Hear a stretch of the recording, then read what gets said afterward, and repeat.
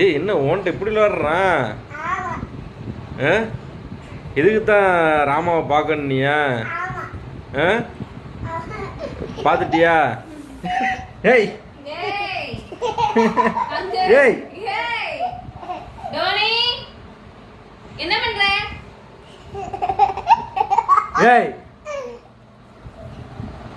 போதும் போதும்.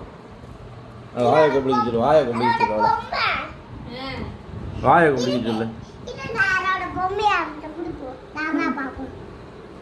ஏய் உன் தோஸ்து ரொம்ப நாளைக்கு அப்புறம் வந்திருக்காக்கும்.